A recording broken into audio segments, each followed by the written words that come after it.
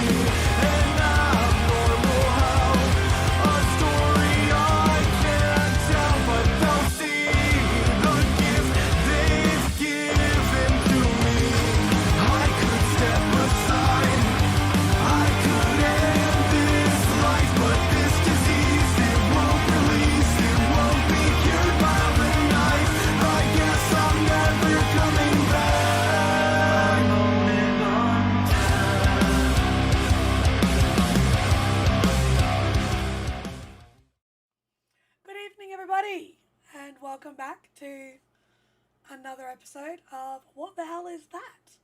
A Hunter the Reckoning Chronicle set in the massive multiplayer TTRPG setting of St. Petersburg by Night. We're just a little bit south down in Sarasota.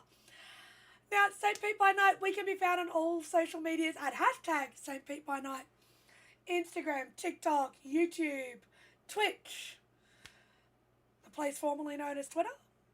But if you want to catch up on the episodes you might have missed, go and have a look on YouTube. We also have a podcast. Go and find us everywhere you like to stream your favourite podcasts. Again, St. Petersburg by Night. If you want to come play, come hit us up on Discord. But tonight, we are going to be bouncing in with our lovely Hunter Cell, who is set in a museum in the northern end of Sarasota, the Bradenton area. They have been through a few trials and tribulations recently, having had almost the equivalent of a home invasion, with an individual coming to visit. This was an individual that they had been tasked with taking something from by none other than Dr. Cecilia Kruger. Something to further her research. Comes with a rather large financial incentive for the cell if they are able to retrieve the binder that CC is looking for. It appears to have been a little bit trickier than they first thought. And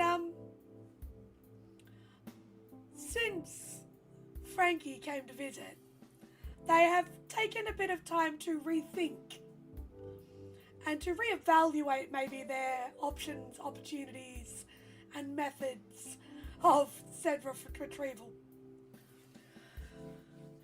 Tonight, however, we are crossing in and we're going to touch base with each of the hunters as they process some of the information they've gathered over the last couple of weeks and maybe start working forward on figuring out exactly what it is they're going to do.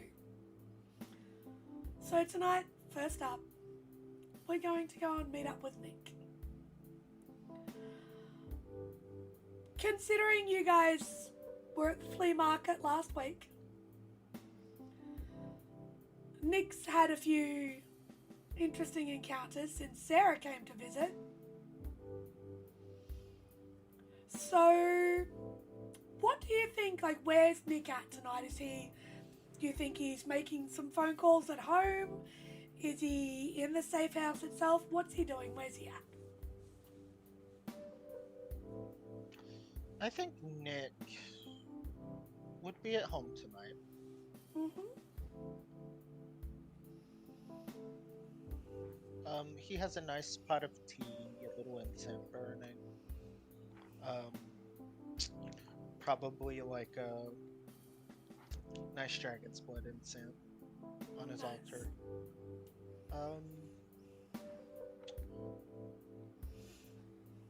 Casually looking over the dossier he was given by Granny before he delves into what it actually is. And then considering time zones for this, what time is it? If you wanted to make a phone call where Joseph would be awake, you would probably...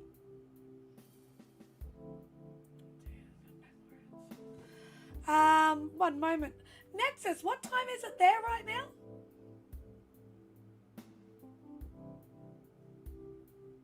Yeah, Yeah. 2 a.m. So it would be about, I believe, about midnight. If you were to make the call at around 8:30 at night, it'd be around midnight-ish.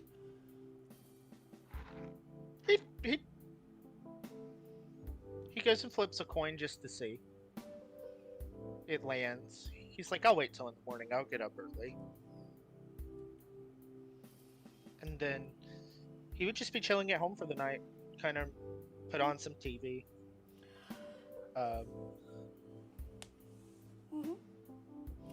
Let's say as you go through that dossier, you would come across a lot of that information that I had already sent you and realize that some of the information contained within this is very easy to access online as well.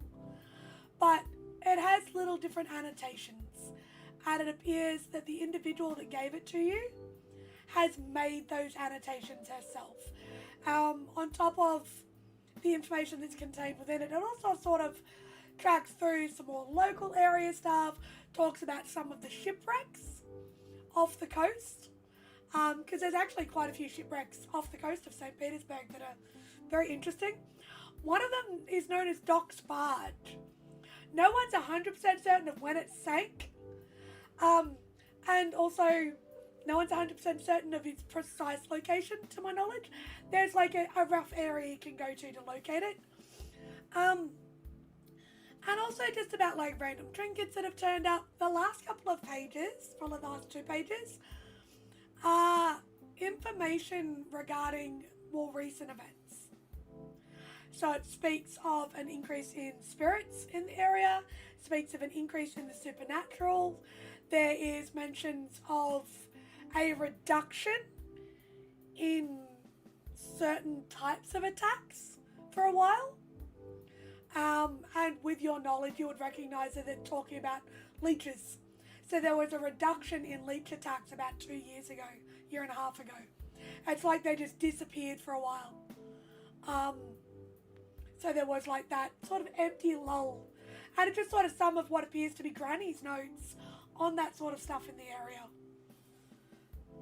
So basically what I'm giving you is an in-character way to have more knowledge of certain ongoings in the area itself.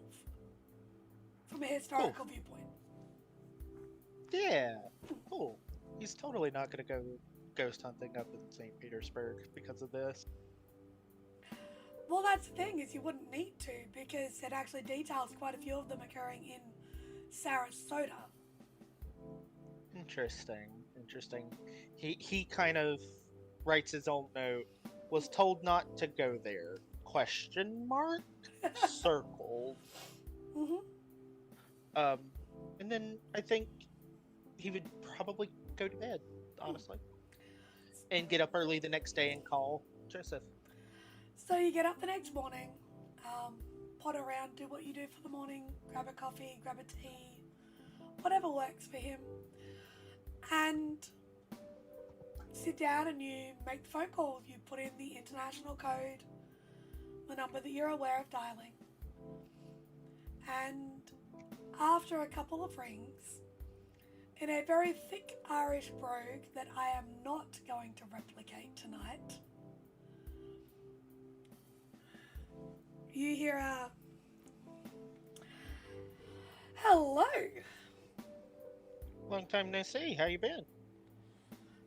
Well, I'm going to be honest, having seen that particular international code coming up, I wasn't sure if it was going to be a good or a bad call, but it's a pleasure to hear your voice.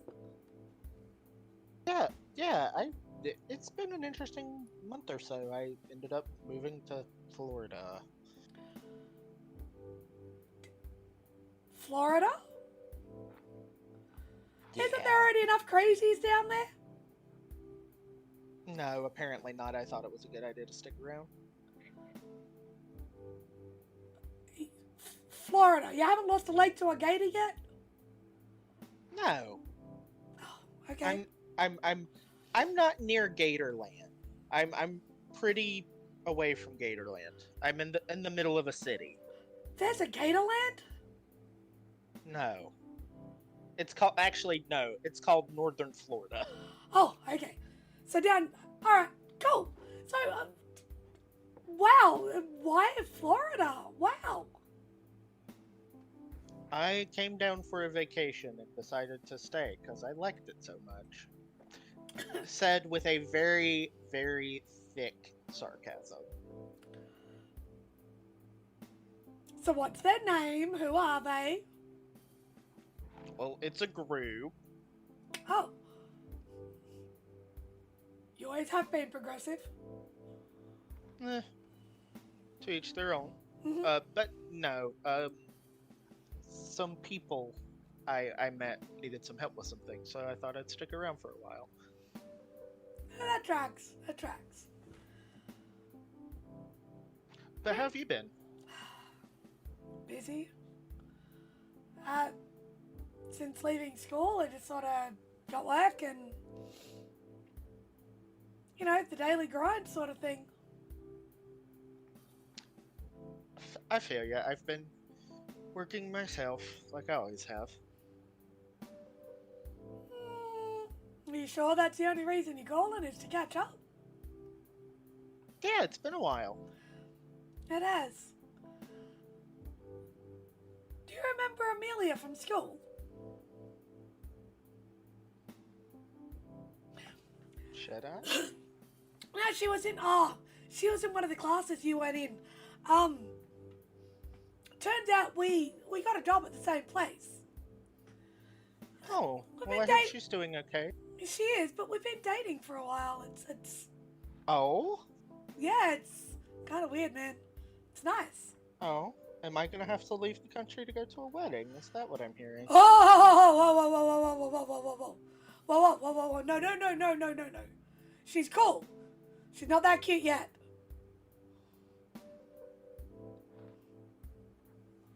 Dick puts the phone on mute, just cackles, and then as soon as he composes himself, unmutes the phone. You always were a weird one. Talk about me being weird. I'm not weird. I'm just cautious. Fair enough. I don't want to go through the same thing you had to. I don't want to... I don't want to care too much about someone and then lose them. It's kind of scary, man. Oh. It is, but that's life. You shouldn't... Are you happy with her? Yes. You guess. I'm How long telling have you y'all been about her, together? Aunt. I'm telling you about her, Aunt. About you, aren't I? Yeah, that's usually a good sign. I remember back during our college days, you definitely were a one-night stand, king of the one-night stand, so... As long as I didn't have to trim my arm off the next morning, we're good. It's fine. But how long have y'all been together? Together's a funny word. We've been dating for... a year? About a year? Okay. Yeah. Well, I'm happy for you, Joseph. You gotta let me know if you ever decide to come down to Florida, which I would recommend letting me know before you come down. Um, I'm gonna be honest, I don't know if my temper would hold up against a Florida man. Like, true. when are you coming home again? Oh, God. I couldn't tell you. You could always escape the heat and come and visit for winter for a bit. Yeah, that is true. I did actually come down to Florida right at the middle of winter. So, might be nice to come home for a month or two. Back to Ireland. And Nick would almost, as I just did, slip into an Irish accent. Yeah. That is a lot more fluent than I can do. Yeah. There you are. He would reply in Irish Gaelic. It's been a while. I miss seeing all of you guys. Hopefully I could come for a visit soon.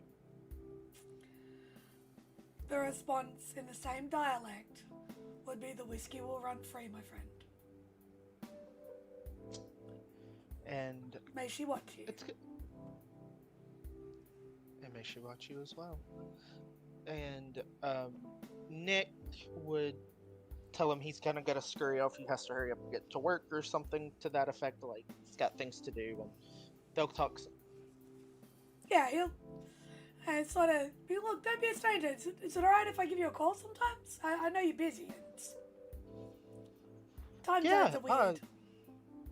It's not that I'm busy, it's just the time zones are stupid. I don't want to ring you and have it be like 1 o'clock in the morning and interrupt something. I did that too much in uni. I don't want to keep doing that to you, man. Let's go. Yeah, you really were the biggest cockblock I've ever met. Proud of it. It's alright, buddy. I'll come back if it's worth it. Alright. Well, I'll talk to you sure. soon. Be safe, yeah? Of course. With that being said, I gotta run. Yeah, of course. Hopefully we'll make these more of a regular thing. That'll be good. Maybe if you come home, I could introduce you to Amelia. We'll see.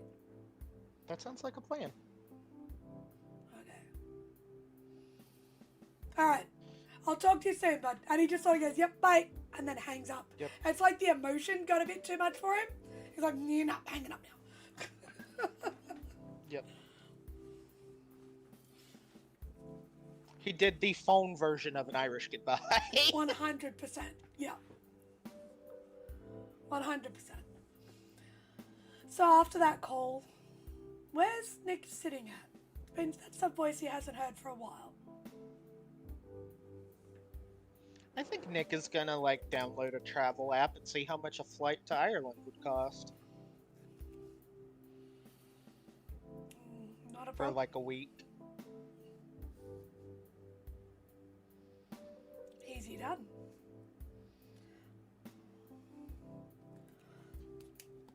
Pardon me. Yeah, that's not an issue. That's something that we can definitely discuss and figure out for you in the future. Yeah.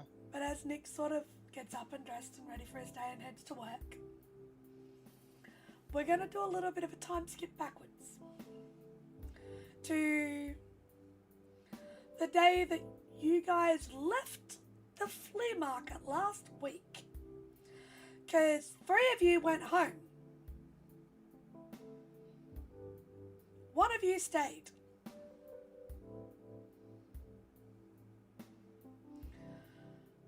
So, out in front of the cafe at the flea market, as you leave Granny's, Emory, Alicia is standing there. Arms crossed, looking around, probably for you.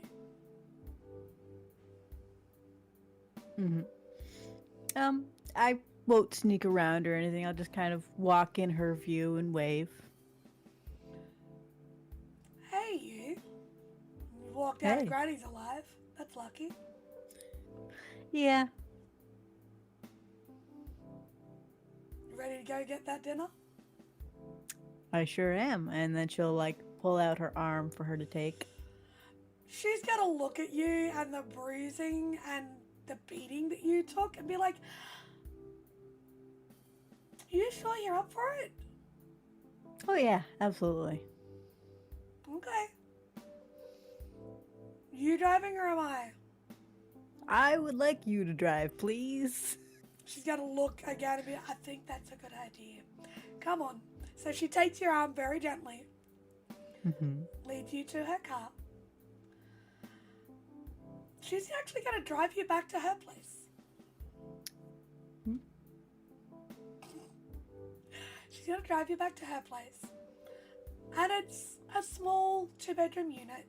Like it's an apartment unit. Sort of get to the front door, she's like, look, I wasn't expecting company. Apologies for, it's a little bit cluttered, a little bit messy. And she's going to sort of unlock the door and let you in. And the furniture's not the newest. It's a bit mismatched, but it's very homely. You can see that she's put a lot of effort into it, but there's these weird little nerdy quirks around the place. So it's like there's a set of dice sitting next to the TV. There may be a TTRPG book sort of poking out somewhere. But there's also like a yoga mat rolled up behind the couch. But it's a fairly simple sort of 2-bedroom unit, and she sort of invites you in. She's rustling around, picking up a bit of trash and some dishes off the coffee table, where that's probably where she sat and ate breakfast or anything. And she's, come on in. It's not a lot, but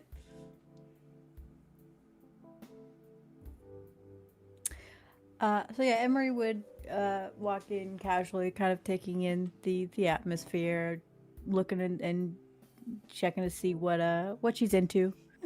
She'll kind of go over to the kitchen and she's trying to pick up things in front of her. Say, so what do you have to make for some dinner? I'd love to help.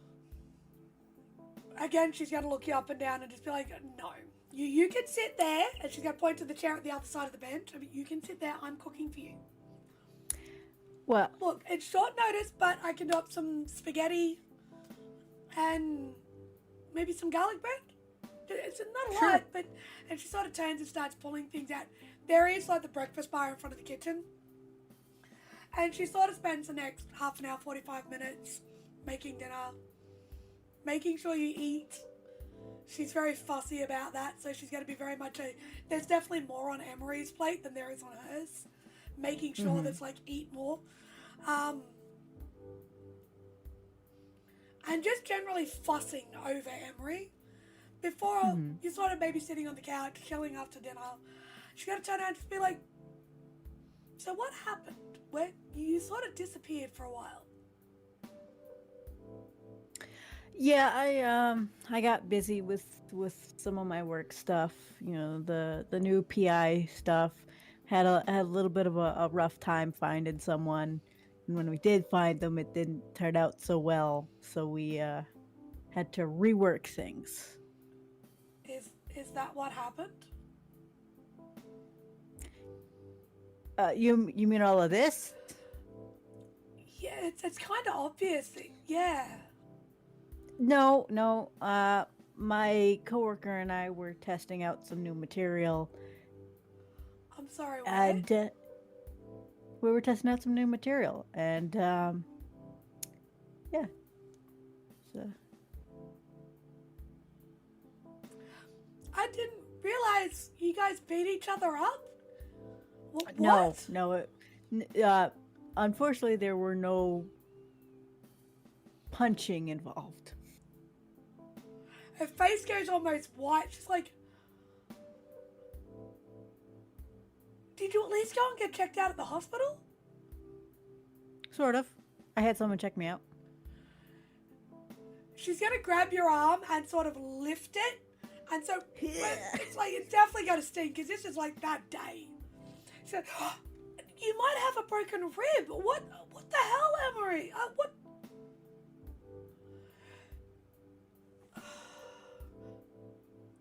Are you sure you're not a dude? Ghost me for Rude. weeks That and then is- ghost me for weeks and then turn up with, and she's gonna poke your ribs as she says it, and then turn up covered in bruises without a decent excuse. Decent excuse. I told you. Oh, because work's so tough you can't even send a text message. I'm sorry, but when you're working with dangerous people, sometimes you want to be off grid so the people you care about don't get hurt too. Well, if you care about someone, you should at least message them and tell them you're going to be off grid. Anyway, and she's going to go to the kitchen and pull out a first aid kit and bring it down and check on the bandages and everything that Victor did, and just sort of generally fuss while being grumpy at the same time.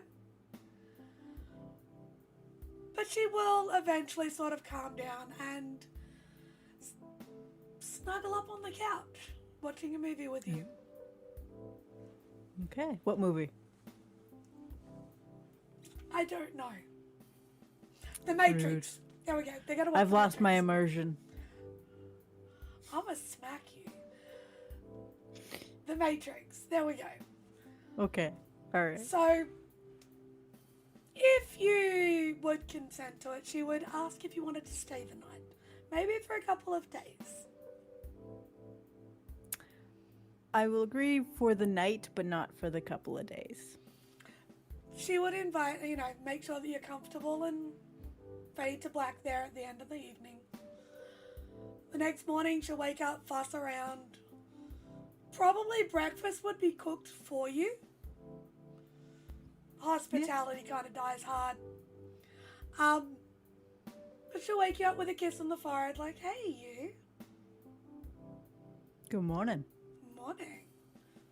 Girl could get used to this. So, where can I drop you off this morning? Or are you fine to make your own way?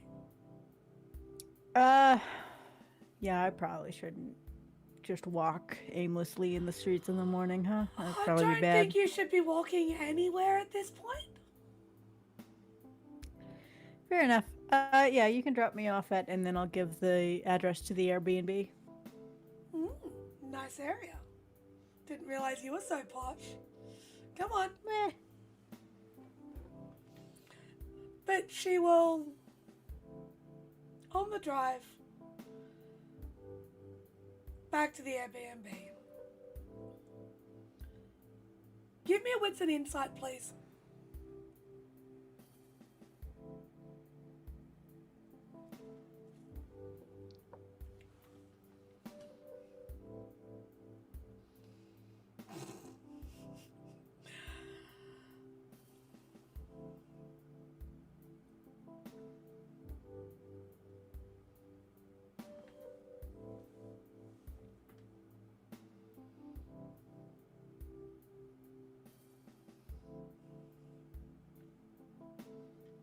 Everything okay? It's something is very weird. It says sending command after I did the /H and then put in the pool, and now it's saying activity ended, start a new one. So I'm gonna try that again, I guess. H5? Yep, Okay. it's doing it again. Ah, you're about to test St. Pete for the first time.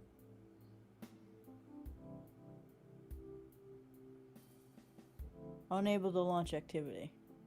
Oh, okay, it went through. I don't know what this was. One success. One success, you're not entirely sure of. She seems like she definitely enjoyed the evening with you. She is obviously concerned, but you are unsure as to really anything else that she's putting out there. And whether or not Emory cares.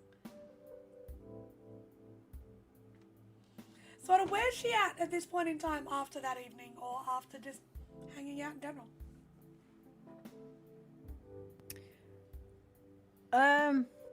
Emotionally, she seems a little bit better. Physically, she's still very hurt. She's curious as to where this might be able to go, and when she is dropped off, she'll say, "I'll be better about texting you." That'd be nice. Well, Granny's not always the best conversationalist, and she had some odd things to say about you all, so it would be kind of nice to see a different side to that, maybe. But I think she was wrong about one thing. Oh? I don't think I need to stay away from you. And she plants a massive kiss on you before you get out of the car.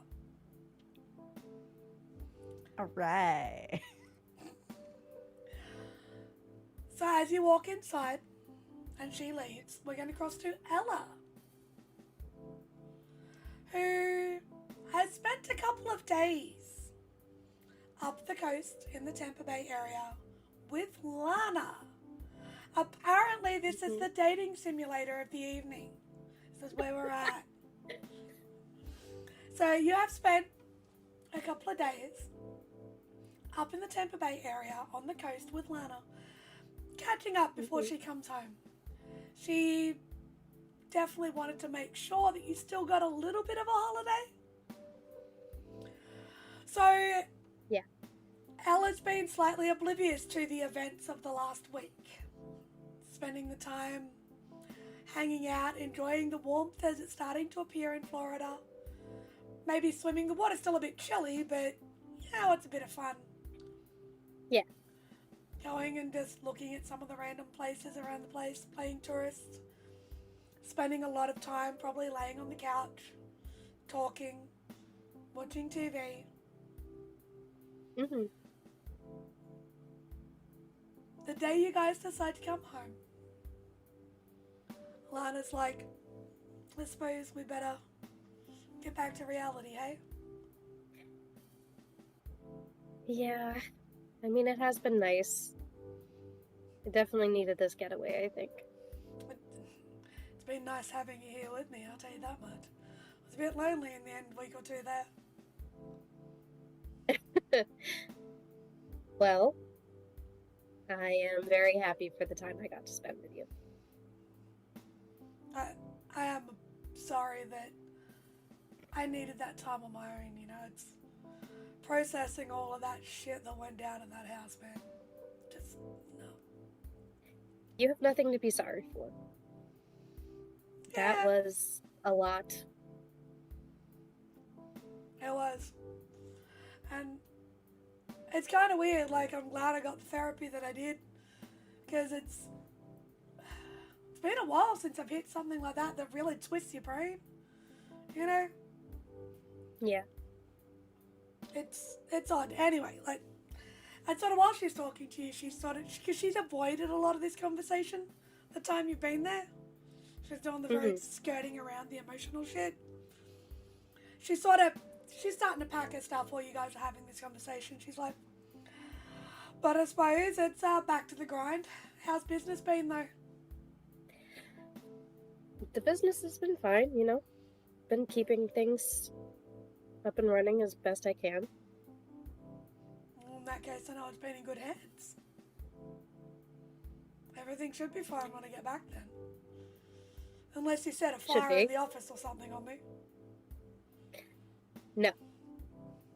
There may be some things slightly rearranged. Just because, your files were a little messy. Really? I'm sorry! She'll walk over, give you a kiss on the cheek, and be like, it's okay. Yeah, that's why you're handy to keep around, right? Because I organize your files? You can organize something else before we leave if you want. I mean, we don't have to check out right now. It's 1 o'clock, we kind of do. Come on, let's go. God damn it. Fine. So she grabs your stuff, takes it out to the car, And as you guys head back, does Ella check her phone at all? Yeah, if she notices there's more than one message from the group, yeah, she'll check her phone and see what they're saying. It's not really much from the group. Or from Emory or anybody. There's nothing from Emory. At all. That's concerning. For the whole time that you've been gone, your sister has not contacted you. However, your uncle has. Oh. What did Uncle Brian say? Heads up. Bitch is kicking around somewhere. That's it. He gives you no details. He gives you nothing. Yeah, I think Ella might look at her phone and have kind of the same reaction I just did. I think her face is just gonna go absolutely stone cold still and look at her phone. Lana's gonna sort of look at you and be like, everything okay? You look like you sort of Yeah, I'll take care of it. Kind of. Something I can take care of when we get home. It's fine. Are you sure? Tell me about it. Talk to me. See if I can help.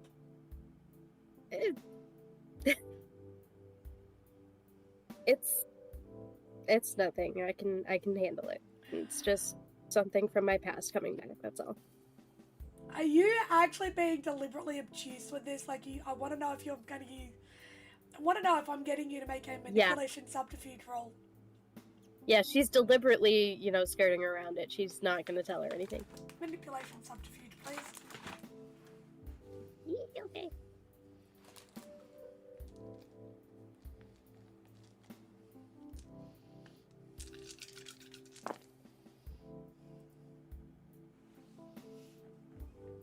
Sure.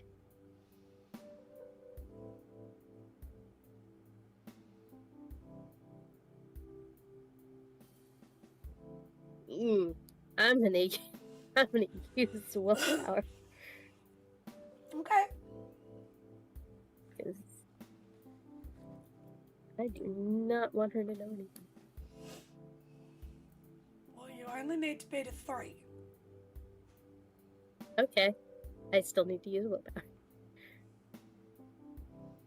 Okay. I got 3.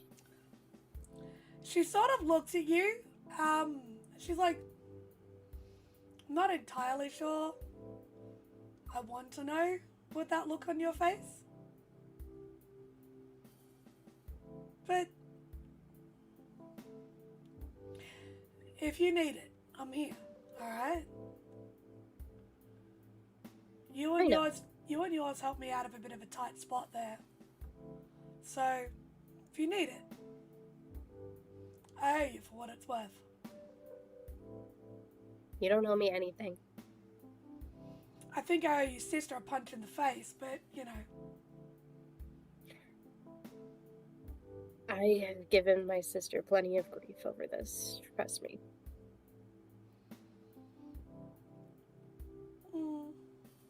We'll see. We'll see. But, where am I dropping you off anyway? Your place? Well, we kind of have a different place, different Airbnb. Yeah. The old place, just wasn't working out anymore, so we changed it up. Fair enough. Alright, and she'll sort of ask for the address to drop you off. Yep. She'll give it. During the drive, she's just playing music, relaxing. You can definitely tell with your, passive insight, you can tell she's definitely healing. She's still a bit on edge, but it appears that her brain has done that wonderful thing where it's absorbed the horrible information and just deleted it. All she Okay. knows is she basically had the equivalent of a severe panic or anxiety attack. And you guys were only gone for like 5 minutes. Not the hour or 2 or 3 that you were actually gone for. In her mind, you were only gone for like 5 minutes. And then you had people coming in to help her out, make sure she was safe and everything. She doesn't remember everything that occurred when you guys took Harris out. She doesn't remember that. Okay. Because I was gonna leave it at that then. Because you guys basically got her out before she saw anything she really shouldn't have. Mhm. So at this point in time, you don't think you've got another hunter on your hands. Good. So as you get back to the Airbnb and like Lana helps you get your bags out, you know, gives you a kiss, says goodbye, says she'll probably see you in the next couple of days in the office. Mhm. Ella ponders on in and the Airbnb is empty. Great. She hasn't heard from Emory, and the house is empty. Mm-hmm. Immediately calling her. You would get this phone call as you are around the corner with Alicia. Do you pick it Okay. up before she... Yeah, I'll subside her. Say, you've got gains. We have the same last name. Where are you? Around the corner from the Airbnb. God damn. Okay, good. I thought something might have happened. No, I'm good. Is everything okay? So you would see Has at this everything- point a beat up old Honda come around the corner. It would be a Honda. I'll With- see you when you get in the house, I guess. But you would see coming around the corner, if you stick your head outside, the beat up old Honda with Emory Oh, yeah. in the passenger seat and Alicia. They stop and have a conversation. You see Alicia plan a massive kiss on your sister before she gets out of the car and heads inside. Walking a bit odd. Yeah, I assume I turned around from the kiss and you just see a massive bruising of Emory just walking forward. So the closer Damn. Emory gets as she gets inside, just covered in bruises. Looks like she's walking at an odd angle, possibly a broken rib or two. Yeah. As Emory I think enters Ella the would meet her Airbnb, at... as Emory enters the Airbnb, this is what presents itself in front of you, Ella. Did you really try to tell me you were good? Yeah, I'm fine. Yeah, you look like a walking bruise. I kind of am at this point, yeah. What the hell happened while I was gone? Victor and I, mostly me, decided to test some weapons that we were making. Uh-huh. What kind of weapons? We attempted to use the crossbows to ensure that they worked. We used blunted stakes. And then I was shot with the net gun. The net gun? The net gun did all this. Basically.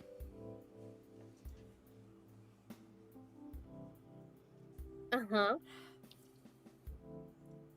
Intelligence That- and insight that- to see if it was just the net gun or if there were the inference of being shot with crossbows was there too, please.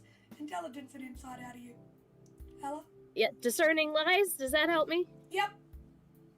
Okay.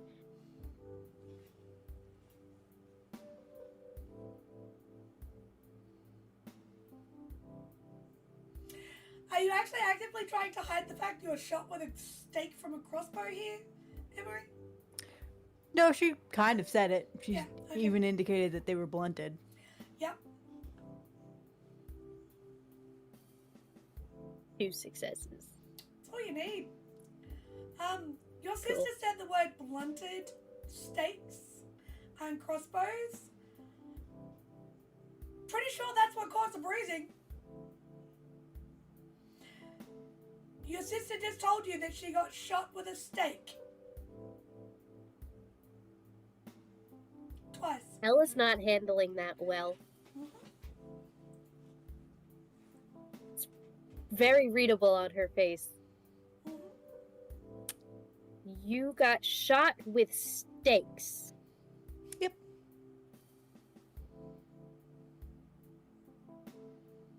We needed to test the crossbows to ensure that they would actually work.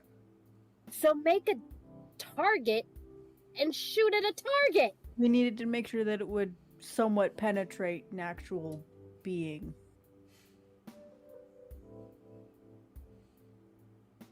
Ella's gonna start just pacing that front hallway that they have, because I don't think they've moved from the doorway. So you let yourself get shot with stakes Yeah, it was to actually see kind if of fun. they would penetrate your body. Yeah. I've been shot before. It's not really new. Not with a fucking stake, you moron. I was blunted. It was fine. Oh my god. Is there anything else you need to tell me about the week that I've been gone? Yeah, well, yeah. You need to go talk with Granny again. Why? She's got some information for you that might be helpful with the Connor situation.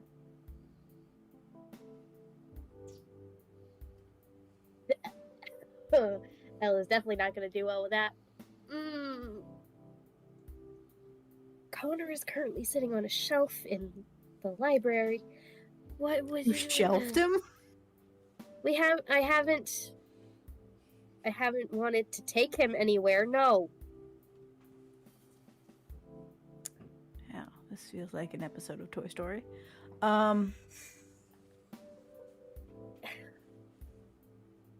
So you guys were at Granny's? You were at the flea market? Yeah, we were at the flea market. I wanted to check up on Granny, see how she was doing, because it's been a while, and I wanted to see how her fog progression was going. She's a lot more clearer than she had been. Well, that's good, I guess. Yeah. I see Alicia's good. She's very good. Yeah, I don't need that detail.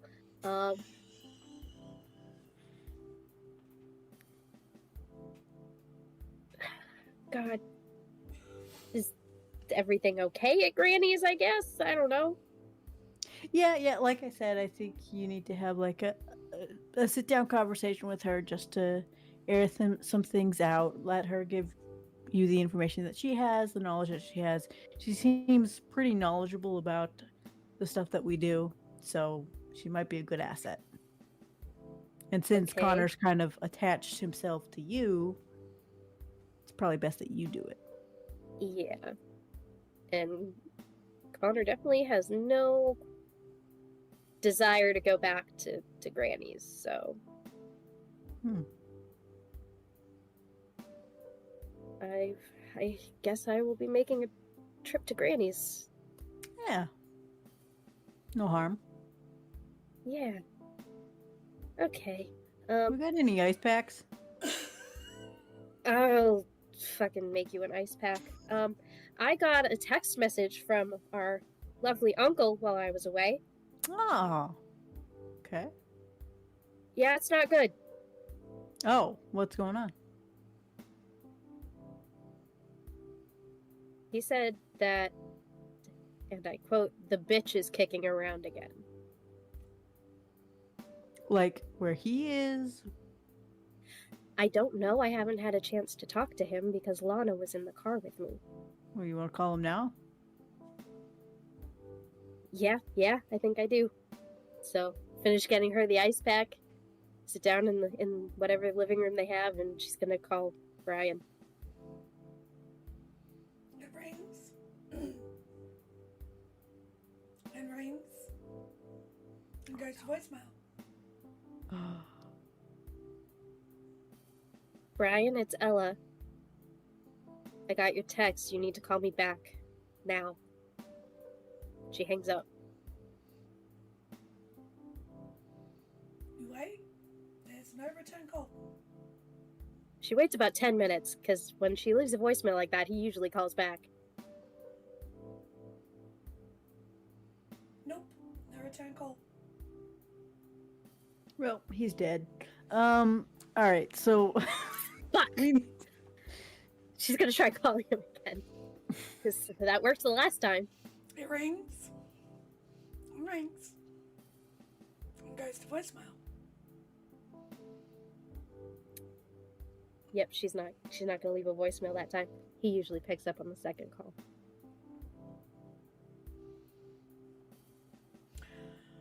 Well, the sisters can take a couple of days to contemplate what that might mean for their uncle while they get back into business and Emory heals.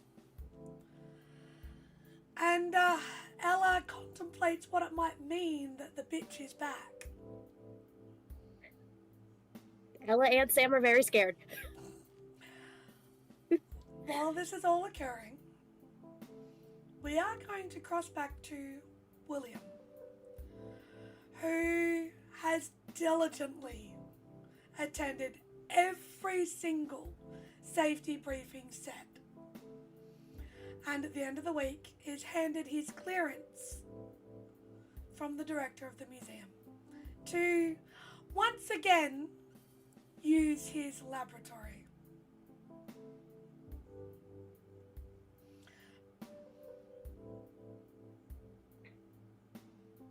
But also during this week, you have been working on... William Barnette has been working on a dossier. For the most part, William has started to realize maybe keeping important artifacts and biohazards in the biology lab might be a bad idea. So he's working on a dossier for the finger that's documenting everything that he's found, but redacting it and changing a few details of where they got the finger bone so that way it won't look like it's illicitly gained through murder to an outside observer who's reading his stuff, but keeps all his documents organized. Okay. We got you to do those rolls off camera. And it was 7 successes on a crit or 8 successes on a crit for the dossier? 8 successes on a crit for the dossier. So the dossier itself, as always, is impeccable. Your work that you have done in the past, you are able to detail and document everything that you have found. You are able to collate all the information in a clear, concise manner. It is an impeccable dossier. Anybody who reads it, who has knowledge, won't be an issue. However, I believe it was only 2 successes on the option to hide this information. In redacting certain pieces of information, it definitely... You got so caught up in the research and in essentially your own brilliance that there's an occasional slip here and there. That there's, instead of the word subject or fossil or remains, it's individual, it's entity, it's, the wording is suspicious. Anybody who has any concept will be able to know what this is about. It's not as hidden as you would think. If you were to run it through an editing program, there would be a lot of words redacted. your editing isn't as smooth as it usually would be in this case. Maybe to an untrained eye, but no one with any sense would think this is just about a random remains. So we'll see if anybody in the future picks up on that.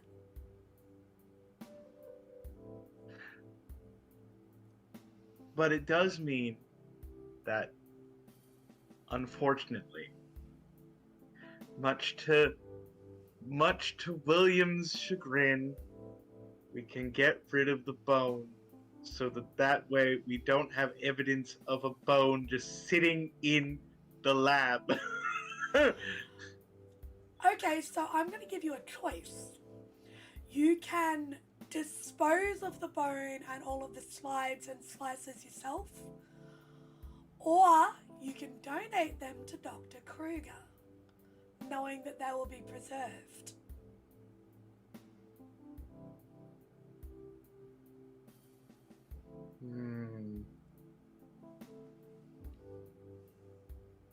Can I offer a third alternative? Possibly.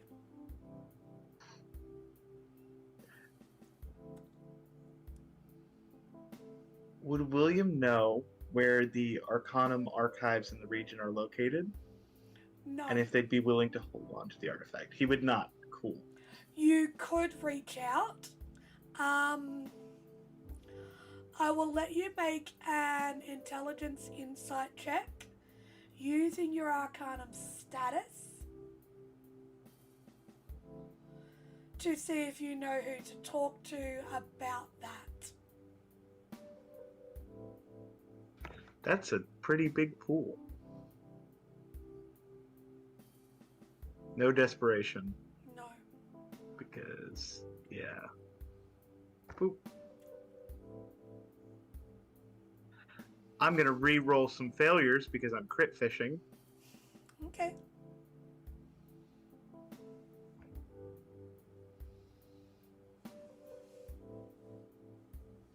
Seven successes.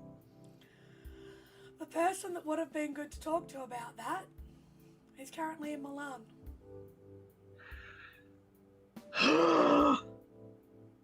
And he's not coming back. He's going to die.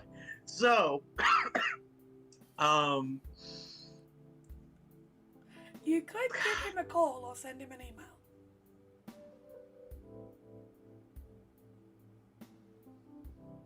No, he's busy. Robert's busy. I'm not going to take away from his time in Milan and possibly get... Milan's a dangerous city. I'm not going to take away from his time there. Mm-hmm.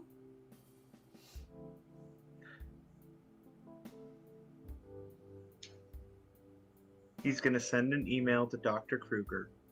Mm-hmm. If you would like some of the materials that I collected from my last adventure, Mm-hmm. you may have them to preserve them if you wish. Otherwise, I will be taking them to the incinerator in 3 standard business days. Not a problem. You will get a response back.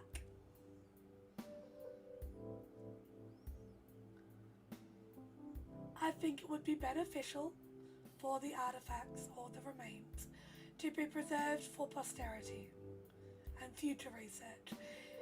I shall send my assistant to collect them within the next 24 hours.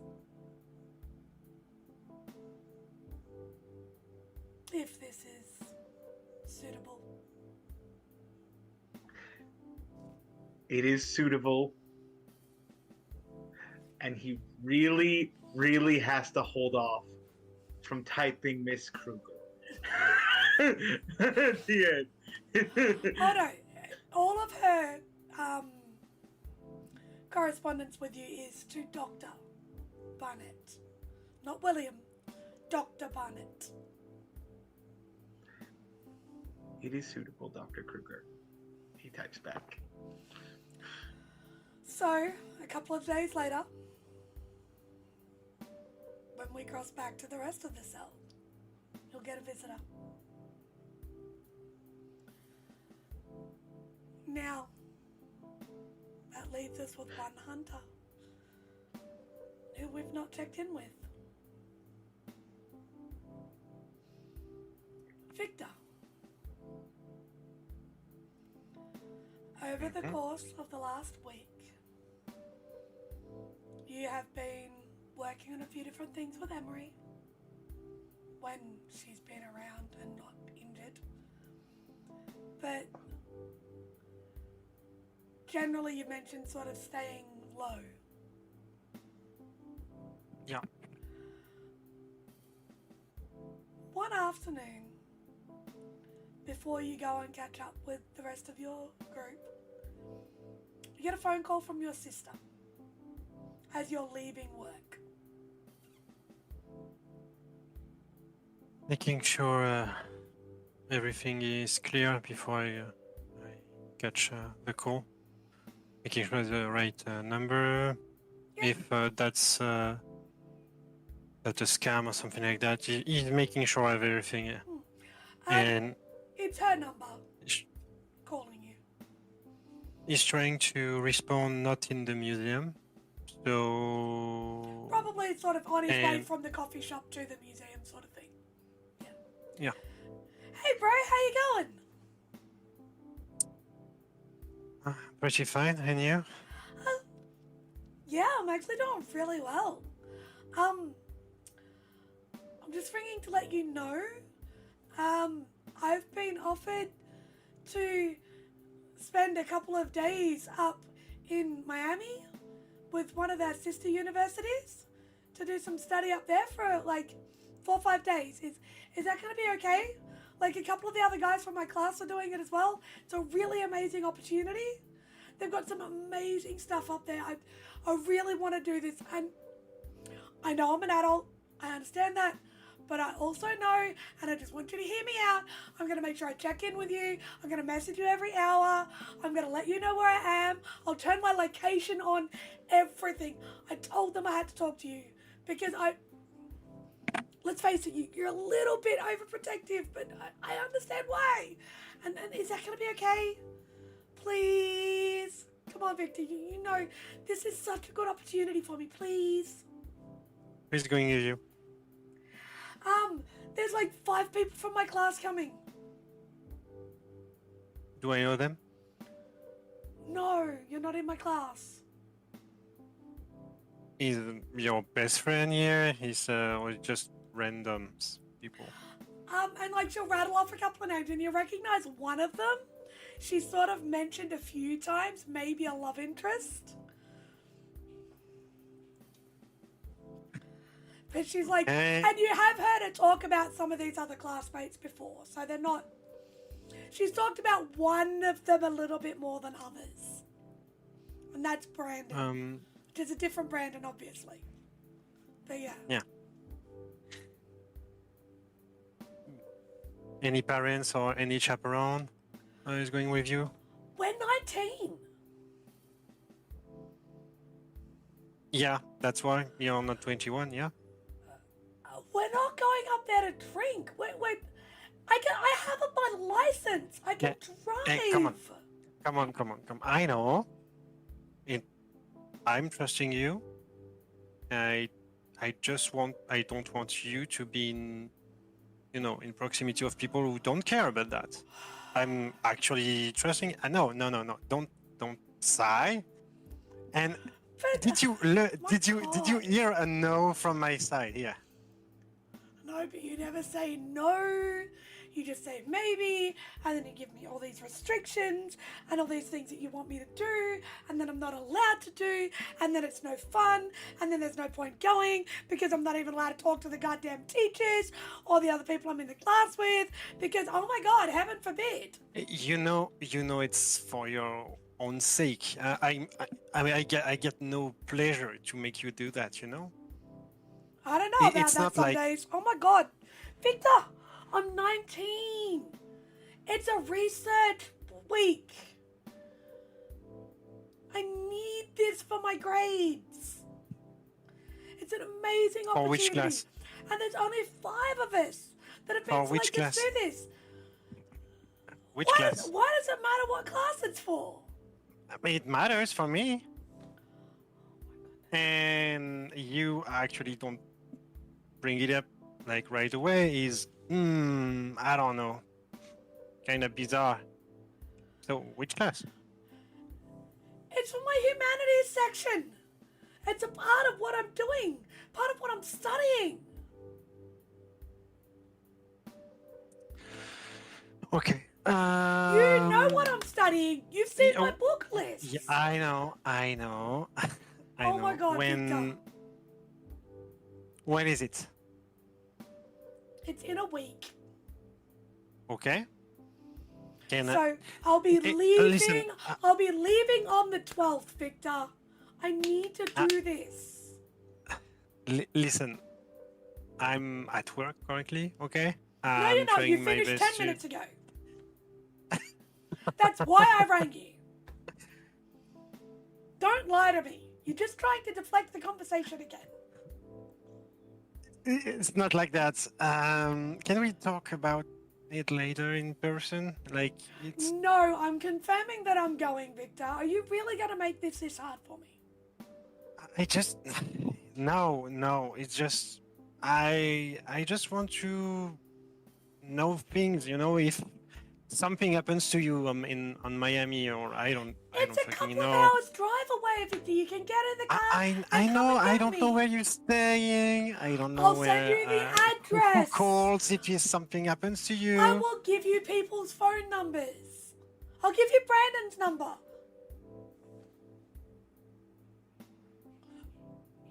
When she says that, she goes silent and just goes up.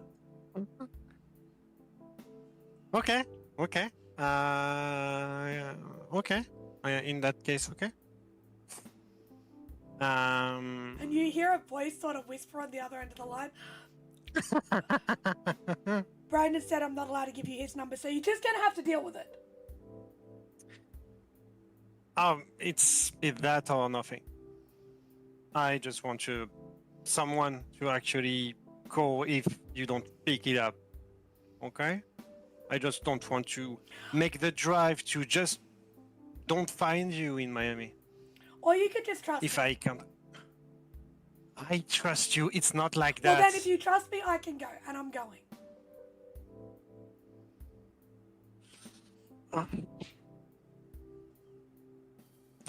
We'll talk about that later. Sorry. Really, I have other things planned to do. Bye. He's going to hang up. You just hear, Victor, don't you dare hang up! And you get a text message a couple of minutes afterwards just going, really? You're going to hang up on me? Fine, I'm going. I don't care what you say. I've already told them I am. I'm not going to be home tonight. Deal with it. I need some time to think. So that's a message you get as you're walking in to the museum. And so you walk in. William's probably in his office as you go to walk in. He's not going to make that like on purpose, but he's kind of slamming the door. Yep. like, and when the door actually slams, he's looking at. Oh, sorry, my bad. William's gonna insight check him right now. Go for it. Give you one insight. As you see Victor, who doesn't normally make a loud entrance. Would I get my fear specialty for this? Possibly, yes. Because I feel like Victor would be scared, and correct me if I'm wrong here, would be scared of what's going to happen. And Lily has never said that she's not coming home before. So this is... She's thrown some tantrums at the restrictiveness of Victor before, but she's never pushed back against him like this. She's usually just gone, okay, yep, we're doing this to stay safe. I understand. This time she's pushing back in a way that she's never pushed back against him before. So it's definitely new and scary for poor Victor. He's not hiding it. He doesn't have the pool to actually hide something from. 3 successes. Dang. Yeah. You would notice 100% that if...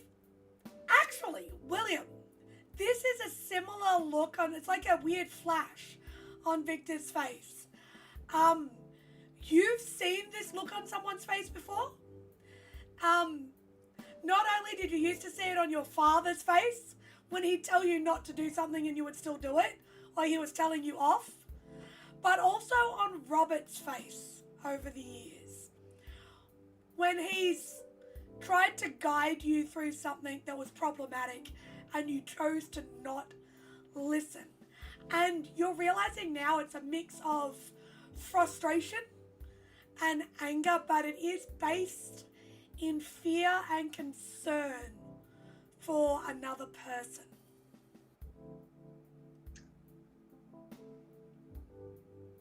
Victor, I think you should come and sit down.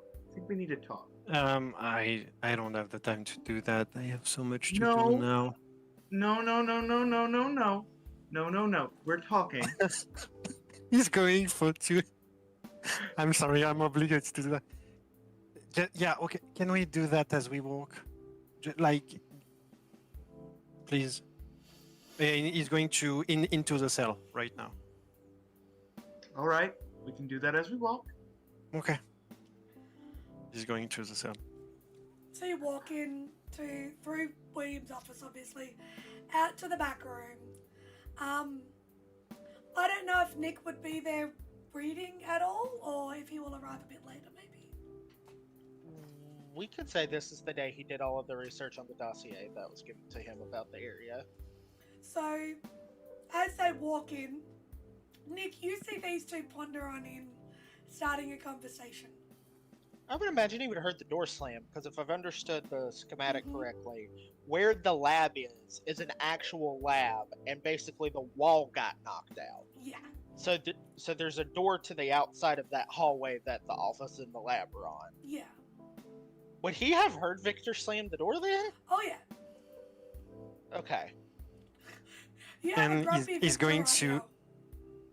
And he's going actually into his corner with the guns and the special armory.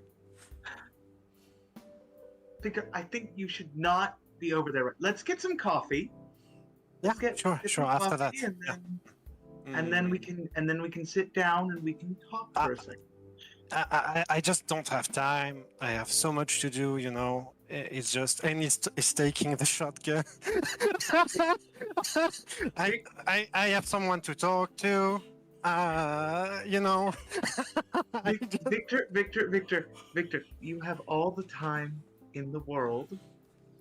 We are always in a rush to do things, but right now... Yeah, but something is wrong though, so, you know. Yes. Real quick. Yes? Real quick, out of character question. Are y'all saying this loud enough where Nick can hear? If they're in the cell area, yes, you can hear this. Okay. You gotcha. can hear this. Nick is gonna get up and kind of trot over to the two of them and just kind of look over Victor's shoulder. And Nicholas is just gonna kind of interject. Victor, how old? Oh, Nick, so I didn't see you Hi. there. Yeah, you came in causing quite a ruckus, but just Yeah, out of sorry about that. curiosity, How old are you? 25. Oh my god, I'm an old man. Anyway, what's on your mind? You clearly gotta go talk to somebody and you're cocking a shotgun. So, don't worry, it's just for the show. There's no bullet in it. Can It's, I insight it's- check Victor on that? 100% give me a wits and insight on that. Do I need to? Nope, you're good. This is. I just want to talk to him. I just want to talk.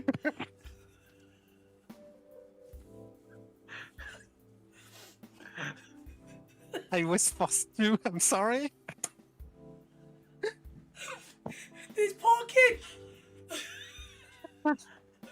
Get in with the car. 2 successes.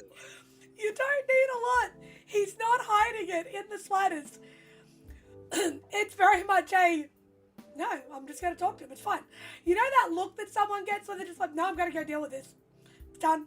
I'm not dealing with this emotionally. I'm going to go deal with this my way now. Yeah, it's Victor? this part of the brain Yeah. actually like reacting to stuff. Yep. Yeah, For yeah. the love of God, sit down, let me make you a cup of chamomile tea, and think about what you're about to do before you end up giving a shovel talk and end up in jail. No. It's fine. It's fine. No, it's Everything is not. fine. Yeah, No, it is. Actually, it's just I don't have really much time to actually intervene on something. And Your something is paranoia very... No. is gonna- No. I'm not crazy about that. Something is wrong.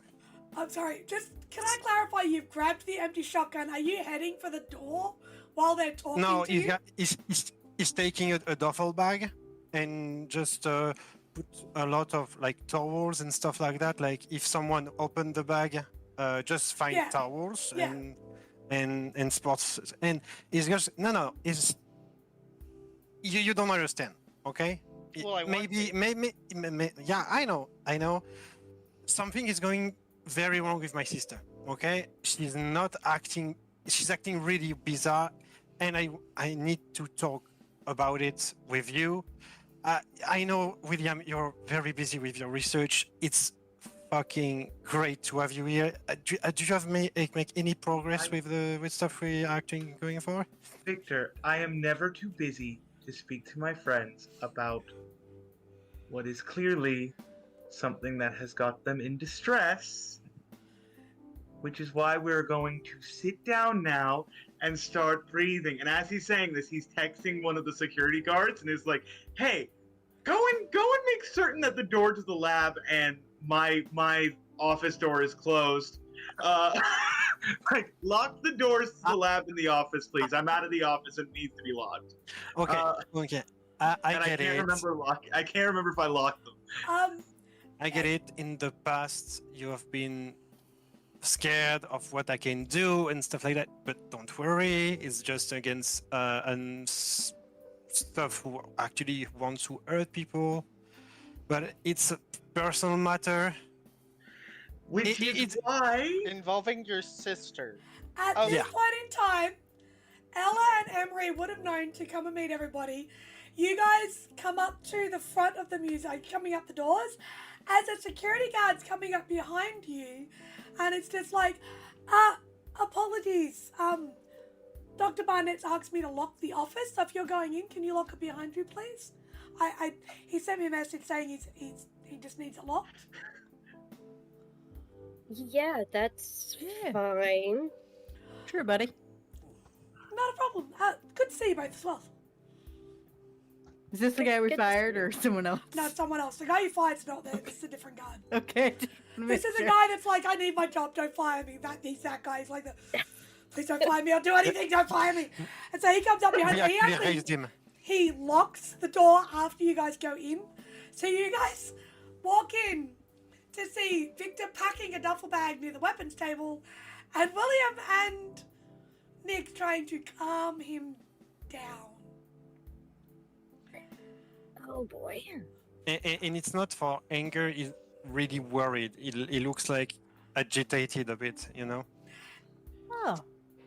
Emory, Oh, you shit. would recognize this as almost getting ready for a particular, daily mission. It looks very much like he's prepping to leave. So I'm gonna look over and I'm gonna say, "You guys were gonna leave to get Frankie without us?" That's a Frankie. great idea. Maybe we should go to get Frankie. How does that sound? And you could actually put a bullet in the thing. Okay, I get it. Hello, sorry, but that's Hi. everything is falling apart. Yeah. I just have a personal matter to do, but I will be back soon. Okay. Not going to. Is it what we talked about before? It's related, but not Okay. not what we talked before. It's related. It's my sister. She's, Okay, so why don't we take a minute? We can And all talk talk it out. about it, and we can help you before you go and do something that you're gonna regret. He's locking eyes with Emory. Like, you don't know if he's asking for help or asking for permission. You don't know. It's And we're at, just like, "I need a little bit more information here." Okay. It sounds like you're trying to shoot your sister now. Yeah. at this point, you get a message from Lily saying, "We need to talk. This is now ridiculous. I understand why, but I agree that we need to fix this. It's no longer okay."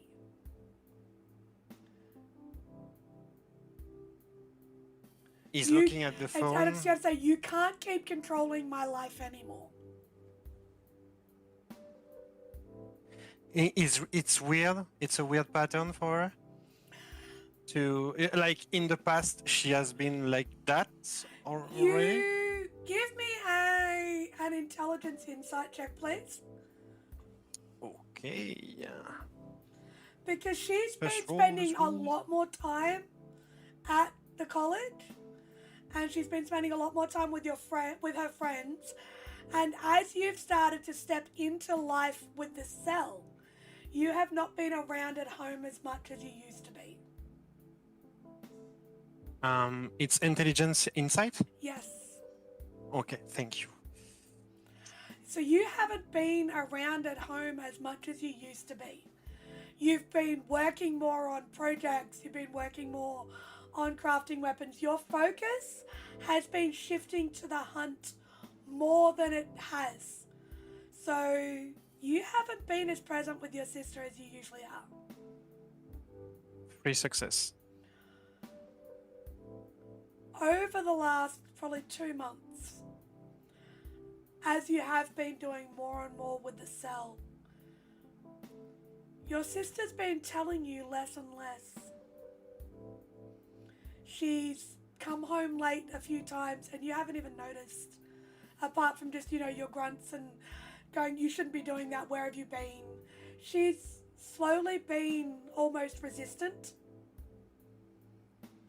to Victor's constant need to know where she is. So this is not sudden, but you hadn't put it together yet. When he sees the message, he's going to actually not stop. Like he's going to stop moving, and he's going to sigh. Okay. I have a sister, okay? A little sister. This is my only family, okay? And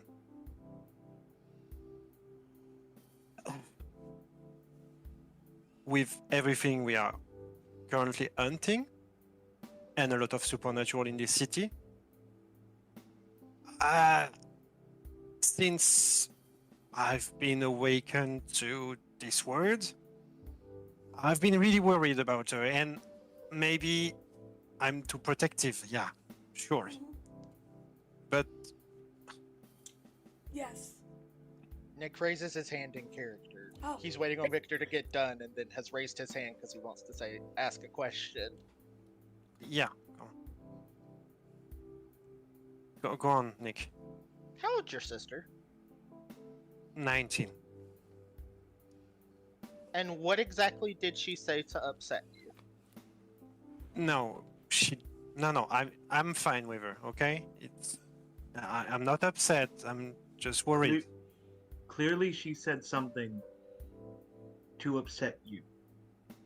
You don't do things like this. No one does things like this unless they are exceedingly upset. Okay. Bearing in mind, I- Emory and Ella, he has a duffel bag in his hand. You guys would know that's how Victor usually transports his weapons. Yeah. So he has a duffel bag in his hand and he was heading for the door. Okay. Ella hasn't moved from the door. Yeah, he is going to say in character. Okay, I know it looks bad.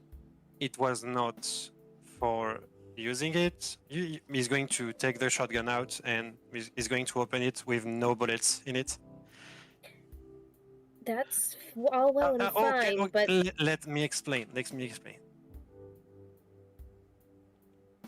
I don't want to bring that up to you because we are currently hunting someone for someone else. Okay, and I haven't been as useful as I thought in the cell. It's been a couple of weeks where I just tinker stuff, and you are really useful, and I'm not. And the only thing is, okay, just let me finish. I've maybe found another one. And I am actually looking, get more intel to actually sell it to you after that, but I didn't have the time because stuff happened. And he's actually a teacher for my sister. Okay, at the Ella's campus. gonna raise her hand. And I know, maybe it's sounding really crazy and stuff like that, but he has been really weird since the campus. Ella, if you need to interrupt him. It's okay. And go on, Ella. Yeah. We got all that intel when we went to the college. What did you do with it? Where is it? The thing is, as I was walking here, my sister acted very weird on phone, basically. Weird how? Asking me to go to Miami by herself with friends, to go study. I guess it's fine. I don't care about that. It's just she never pushes me like that, and I don't know if that's okay. I sound really. Can I give you some advice about little sisters? No, I know it sounds like super weird. It's just I don't. We know they can do stuff to people. Look what the guard with Emory did when this motherfucker approached him. He was completely obnubilated by him. I'm worried, and you know what? It actually pleased me that she's away from the teacher we are talking about. Okay, it's not like that. It's just maybe she's been influenced. I don't know. I don't have any clue on who she's going to stay with and stuff like that. And I didn't want to bring it up. All that personal stuff here. It doesn't belong here. Victor, breathe. Okay. Please, take a deep breath. Jesus, honey. It sounds like how I was when I was her age. When I went to college. And my parents were a little overbearing as well. No fault to you. You did what you had to do to keep her safe. But there is a very real human element to this that I think you're overlooking ever so slightly, my friend. She's in college. She's 19. And it sounds like on that last little snippet you said, you might be a little bit of a helicopter parent. So of course she's gonna act that way at some point when she gets a little taste of freedom. It's common. It happens to a huge chunk of That- people. I don't get it, because since I was on the hunt here, he was more free. Like, I wasn't on her back every time, and stuff like that. I'm not, preventing her for living her life, and she's sending so much hate and reject of what I can do Because for she's her. a teenager, Victor. That's what teenagers do. She's only 19. 19 doesn't... 18 makes you an adult, but that doesn't mean your brain is all the way matured. She's being an angsty little Okay. teenager. Maybe the only thing is, she was telling me she was going to wherever she wanted, and like that. And She kind of can. yeah, I know. Well, yeah. But I don't want that. And that's wonderful that you don't want that. You're effectively her parent. But you are, how can I put this nicely? You are stalling her development.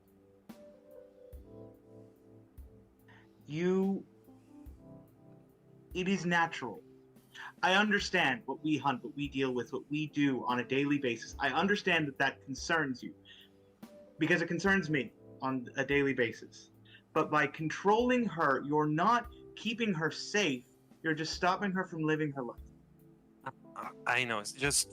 It was the first time, like, she acted really weird. Like, I assure you, it's not like I'm faking and I'm sugarcoated. It's not like that. It's just, we don't know how they can do that, and I'm afraid, like, maybe they can actually control people. I don't know. I don't know if Hold on, if Emory, I the understand. did Emory have? You look like you were gonna say something, Emory. Yeah, I was just gonna say to Victor, I think you're probably right that she's probably being influenced, but I think she's probably being influenced more towards her friends who she wants to hang out with, because that's you think who so? she's getting together with. She's gonna make friends in this career, whatever career she's doing. These are gonna Of be her course. life, people that she finds jobs with and things like that. She's trying to find herself, just like you and I found ourselves in the army. She's trying to find her way too. Yeah. I'm completely agreeing with that. It's not like that. It's just Victor, you're gonna have to let it happen eventually, dude. Yeah, She's gonna yeah. have to grow up. You're gonna You have to let her be a little independent. You mentioned that I have a mid solution for you that doesn't involve you carrying a shotgun out of here to a potential, not even confirmed entity that is not human. No, You it said was that for there his was a- boyfriend. But Oh, it's fine. you really were about to. You were about to give a shovel talk. All right. Just I'm looking at Emory like that. Sometimes it's actually making you listen. What's his name and number? Brandon, and he didn't give me his number because Rookie she move. was with him. Rookie move. She was with him. I can track Emory. him, I think. So, with that being said, I think I might have a solution. Hmm. You said this was a night class, correct? Yeah. Well, if you want, I'd be more than happy to sign up for the class as most colleges have programs where you can take classes as a non-major. I'll go take the class. What kind of class is it? It's history. Is it a specific type of history? We have a pamphlet here, just here. I'm going to give him a little pamphlet. He was like literally on his desk. on that note, while Victor is struggling with his friends, and you guys can all have a bit more of a conversation about whether or not the boyfriend is a risk, let alone the teacher, and Victor struggles with parenting a 19-year-old as barely an adult himself, we're going to take a quick break, everybody, and we'll come back in about 5 to 10 minutes. Onto the reckoning, folks. It's almost like babysitting. So yeah, Hunt to the Reckoning, folks. It's almost like babysitting. We will see you in about 5 to 10 minutes. Go get a snack, go get a drink, stretch your body, move. We'll talk to you soon.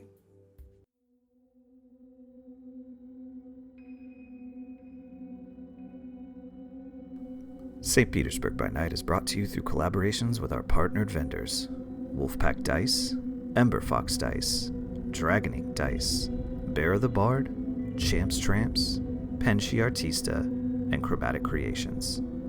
Links to our partnered vendors, as well as our Twitch and YouTube channels, can be found on our website, stpbynight.com. The official theme song for St. Petersburg by Night is Vampire by Faith and Failure. You could find them at faithandfailure.com. You can follow St. Pete by Night on all socials with the hashtag St. Pete by Night. If you wish to support our program, you can do so at coffee.com/St. Pete by Night to help keep the stories rolling.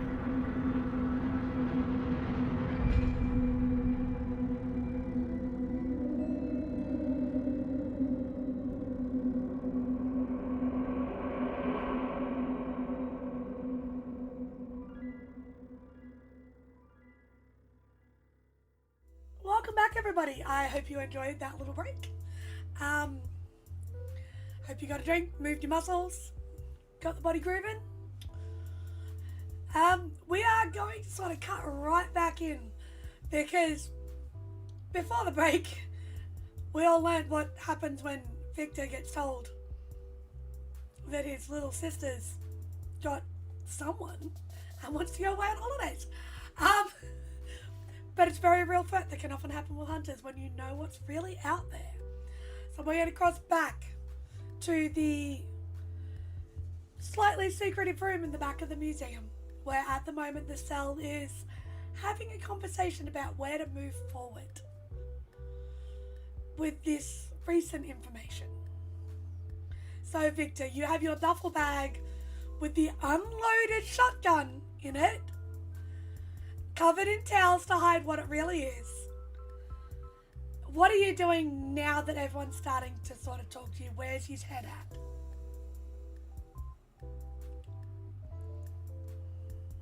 Okay, maybe I overreacted. Don't give me this look, Nick. Okay, just. Nick is smiling because he thinks this is, now that the conversation ended up coming to where it did about the partner and the boyfriend, Nick is just trying so hard to contain his laughter because he doesn't want it to come across as he's insulting Victor by laughing.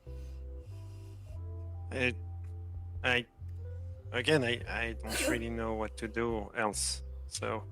Well, I offered as a neutral party to take the class with the night professor. Like I said, most universities, if you're worried about the professor, offer classes for a discounted rate for non-students. And I could stand to take another history class. I'm masquerading as an anthropology person. Actually, I wanted to talk with Ella and you about that. It's just everything. So let's talk. I need someone to actually confirm my fear. If I must be real, if I'm not, if the dude is really ill like he pretends, I'm fine, and I will not be in the way of my sister like that. It's just I don't know what to trust anymore. You actually told me and taught me so much. about everything that they can do. We can see, like now, they can walk on the fucking sun and strangle someone without touching her. Those of you who have 2 dots or more of insight,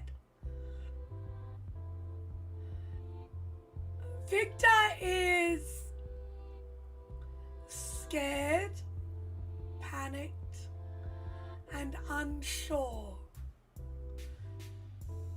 This is somebody who is looking for answers. It's probably a little bit close to maybe not completely crying, but lost. Here. Victor? Yeah. Sit down and go over some plans of what we can do to make certain that your sister is safe at the university. If you would like, Okay. we could have someone who is publicly unconnected to you, like Nicholas, take a class, or perhaps Ella, if Ella would like to take classes. I don't know how academic you are. She's actually helping me a bit. Yeah. They've seen me around the college already. Okay. Yeah, I don't get by without people who can actually talk their way out. I don't want to be, recognized, and I don't want my sister to know that I'm looking. Because if she saw me, she's going to think I'm here for her, and it's a bit true, but at the same time, not really. So you said the professor was sick. What is he sick with? Apparently lupus. Nicholas takes out his phone and types in Google, symptoms of lupus. Enter. So you would get immunosuppressed, immunocompromised, get sick easily, experiences vertigo, fatigue, sometimes, and sunlight sensitivity, including hives. It almost comes across as an allergy to sunlight, and it's a very visceral, visible allergy. So a lot of people who have lupus have double, if not triple glazing on their windows at home. They don't generally tend to leave the house during the day unless they have like really long sleeves on, double thick layers, gloves, hats, like the whole works. Right. Nick is just going to be like, well, that explains why he's teaching night classes. He's going to go and sit just to make everyone less tense. So as you Ella go still and, hasn't moved from the floor. as you go and sit down on one of the nearby sofas, you sort of sit down, duffel bag at your feet, and just Emory, where's your head at with seeing Victor with all this? Are you in agreement with the others, or are you like, yeah, let's go get him? And you all heard the word boyfriend as well. Emory is probably slinking the duffel bag away. Yeah, he's not actually. just a little bit. Her mindset is we could at least check on the boyfriend just to, see if he's a good doobie. Yeah, We can sorry. look into him. I just don't know what to trust anymore, and thank you for doing that. It's just. Yeah. Nick has, while he's listening to everyone talk, he has migrated his way to the tea station he has set up with the electric kettle, and he pulls out a lavender chamomile tea and prepares the kettle, puts the tea bag in, looks over towards Victor. How sweet do you like your tea, Victor? Yeah, more than normal, I guess. Normal is vastly overrated and very subjective, so how... Yeah, put some sugar in it, please. Thank Put you. some sugar. He puts 3 southern tea spoonfuls of sugar in it. That's a lot of sugar. Mm-hmm. While the smell of lavender and chamomile slowly, subtly fills the air, as the tea is steeping, You all hear a knock on William's office door. Is there a peephole? Oh, I don't. If because cameras. Okay, can we check the cameras? Victor is looking at William. I'm sorry for the door. It may be for my slamming before. I don't think it's for your slamming. I reached out to Dr. Kruger's to take some of the items that we had collected in the past. So it may be her assistant. I'm going to go check. Also, Victor, if you would like, I have another suggestion later that we can maybe put forward on top of them taking the class. As he is walking away towards the towards his office. Mm-hmm. Victor is going just to say, yeah, I didn't want to bring this up. We are in the middle of something already. Yeah. We can do multiple things at once, Victor. We're good at multitasking. So, as you get to the office door, unlock it, open it, there is the large, hulking security guard of a man that you may have seen. If you look at the security cameras, Emory and Victor would recognize this gentleman as Dr. Kruger's driver. The man who you dragged a chair outside to go and watch one day. And he's standing at the door. He has what looks to be like a cooler, a small cooler, that's often used for specimen transporting. And there's a letter on top of it, and he goes, Dr. Barnette, Dr. Kruger sent me to collect some items. And there was a courier that was delivering this. He asked if I could hand it forward. And he hands you the letter. Thank you. You're very welcome. But he sort of pushes the call forward. Would you care to deposit the specimens in here? I'm more than happy to wait. Oh, yes, right this way. He's gonna take out his key to the lab, unlock the lab. He'd say he would put everything in it, put it in with like some coolant, hand it back, and be like, I'm going to read this letter. Is the letter open? No, it's sealed. He'll look at you, give you a nod, go, pleasure. I'll make sure these get to Dr. Kruger as quickly as possible. And he's just going to turn and sort of walk off and give you a look over his shoulder as if to say, the fuck, my guy? Sort of that, huh? As he walks off. So this doesn't take a long time, like this interaction isn't a big one. But you now have the letter. Do I recognize a seal on the letter? Nope. It just says, it's literally just says on there, for Dr. Barnette. There is no seal. It is a plain envelope. He's gonna take a letter opener and carefully open it. Maybe he's gonna before he actually opens the letter, he's gonna put on gloves just in case. Okay. We are dealing with a potential bioterrorist. Okay.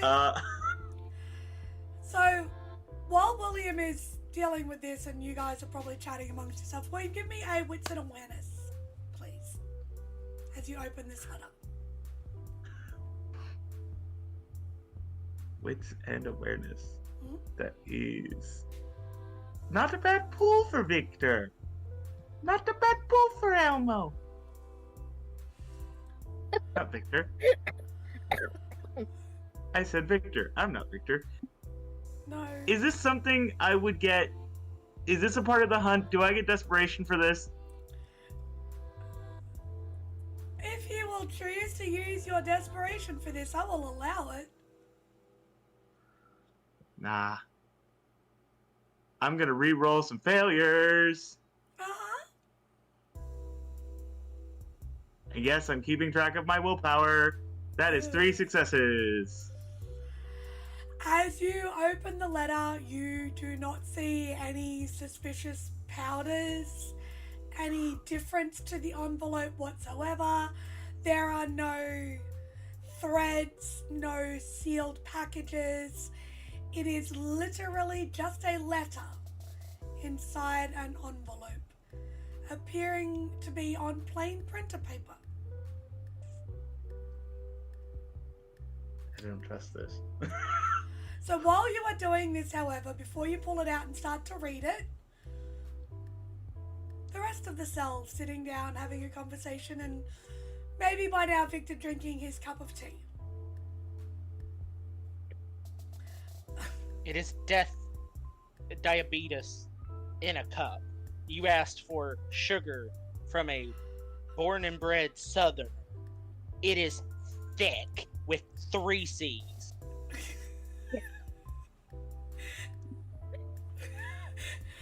It tastes like you can almost chew it, Victor, but it is calming.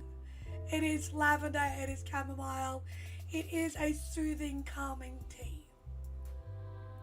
He wants to show goodwill, basically. Yeah.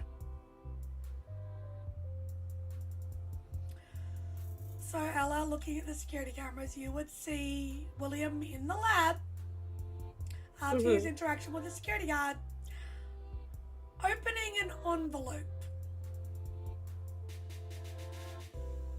Very timidly looking, right?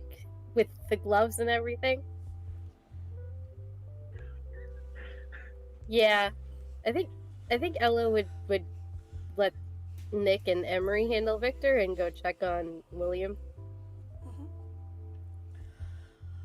The first line that you read, William, states, "To my dearest Dr. Barnette, Mrs. Gaines, Mr. Flynn, Mr. Victor, and Miss Emory, and to the ever-informative Robert Mercius."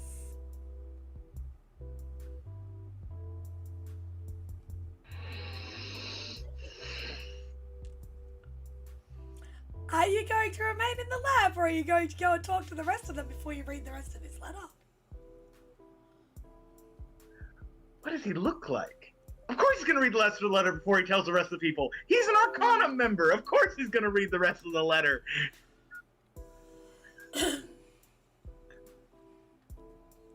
Okay. Even though it's addressed to the rest of your cell? Uh-huh.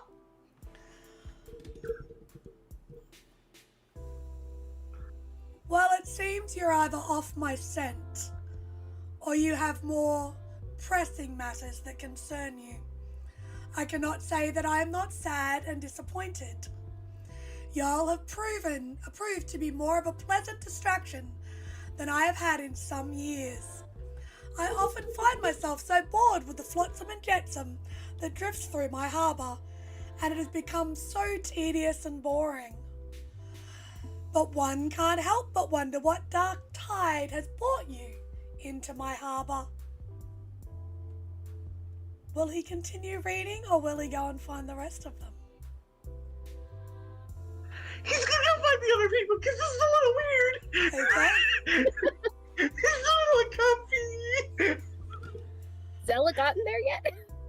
You could have ducked through, and like he's sort of meeting you at the door and you're heading out. Back into where the rest of them are. Okay. William comes in going, "Ee!" with a letter towards you all, essentially. Nick, He won't say anything, he's just freaking out. And coming in back into from the back door of the lab, he's come through the back door into the rest of the cell, into the safe house with you all, holding this letter. William? Something knows we're here. Give me the letter, I will read it to everyone. I can read it. And Okay. he takes it and starts to read it again out loud. Now I have a question. What's happening there? Would you like me to read this to you all, or would you like me to send it to you, William, so you can read it? I want to read it. God. I'm sorry, Cole, but I feel like we just walked into Phantom of the Museum here for a minute. Wait for it. Pause. I'm just dropping the link, but I need to change my screen.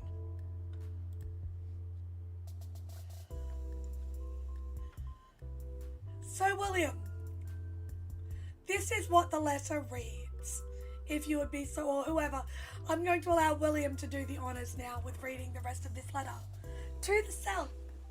As Victor is sitting there contemplating calming down and the existence of vampires at the university and his sister, Ella is wondering what in the absolute hell did she come back to after her little trip away with Lana.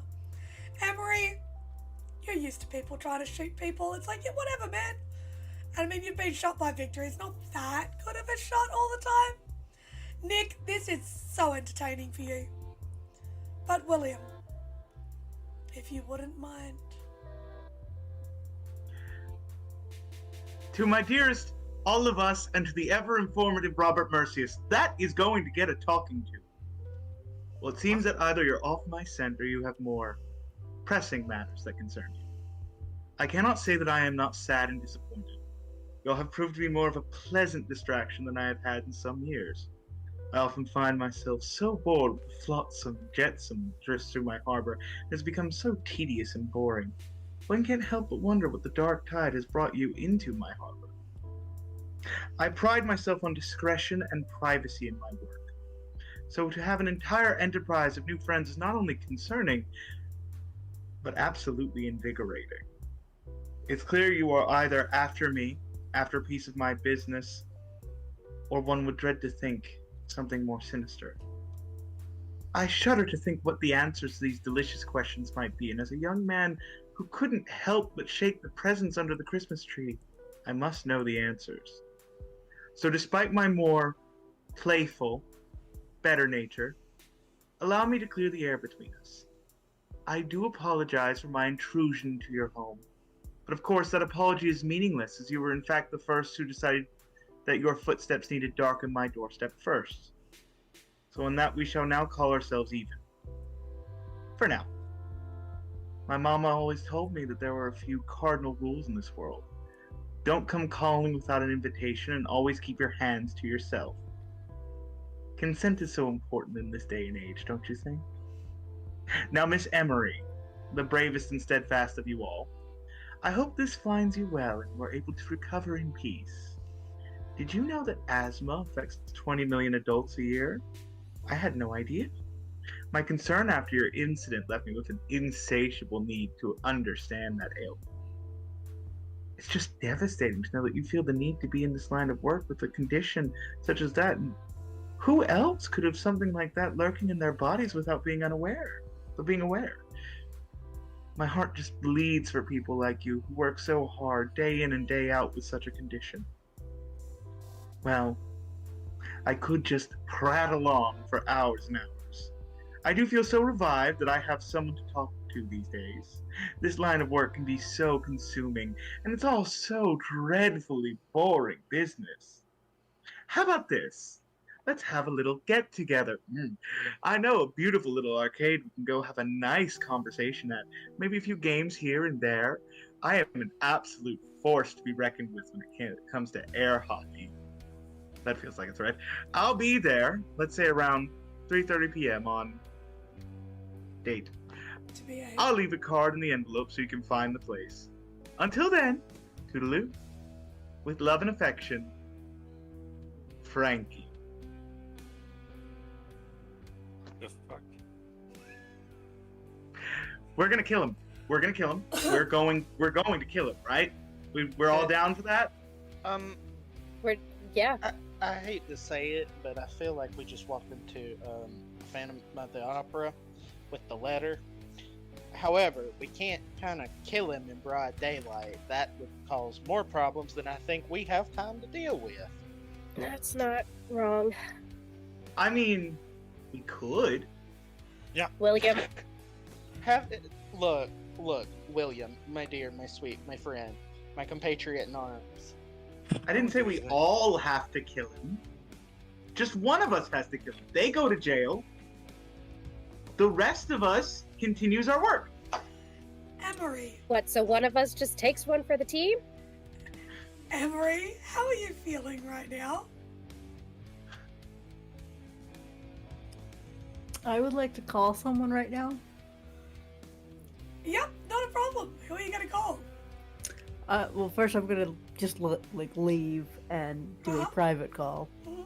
I'm calling Janet.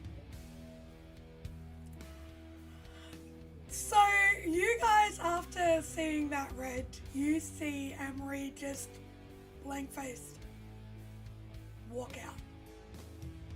Victor is going to try to get up. Let her be. You I think I should. walk out Let her- to the hallway. You picked up William and Ella are basically damn near gonna sit on you. You walk out and you pull the card out of the back of your wallet, Emory. It's a card that you've looked at many times. You've thought about it many times making this call. And you dial in the number. And you ring. Janet.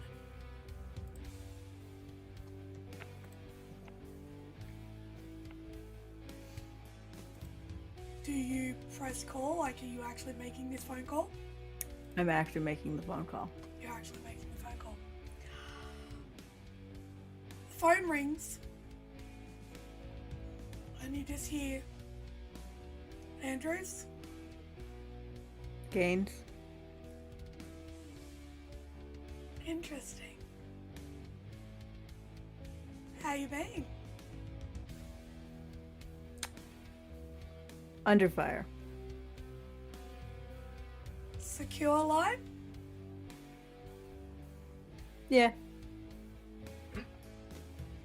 You ready to take my offer? I'm ready.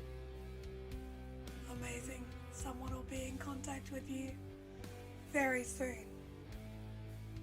Curious though. We need to catch up for a drink at some point. I need to know what happened to get you, of all people, to take this offer. Sure. You'll get a phone call in the next 2 days. Keep your ear out. This number? Okay. It's going to be a pleasure working with you at Monster X, Miss Gaines. And she's going to hang up.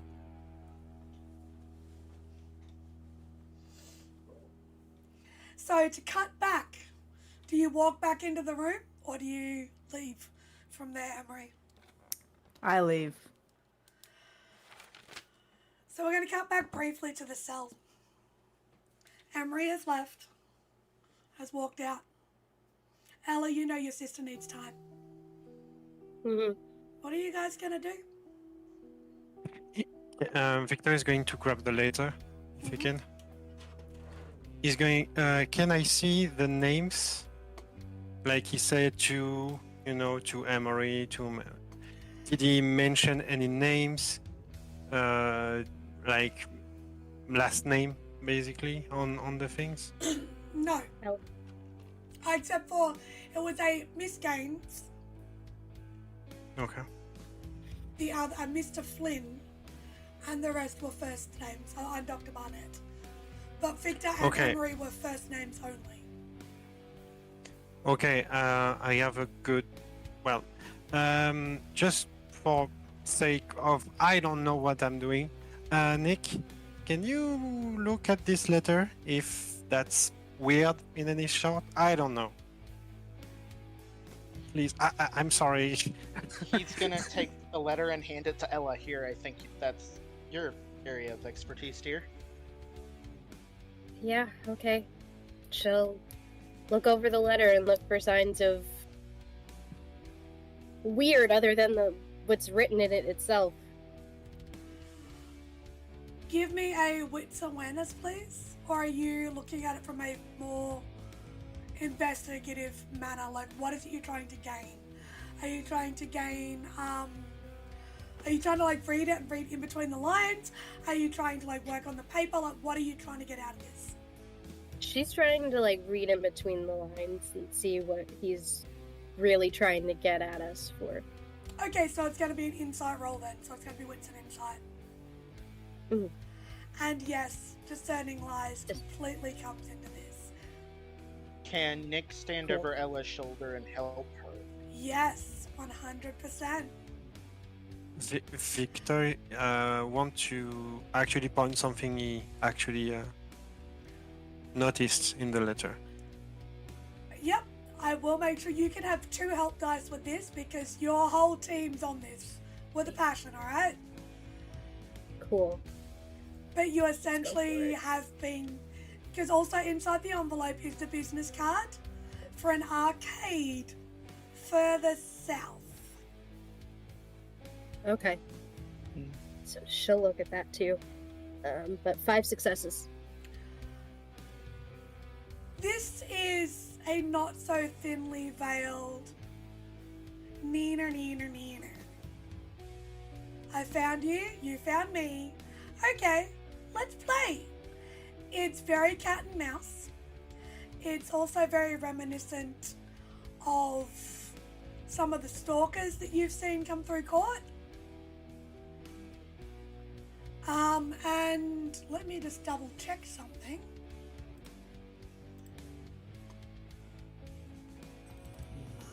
One moment.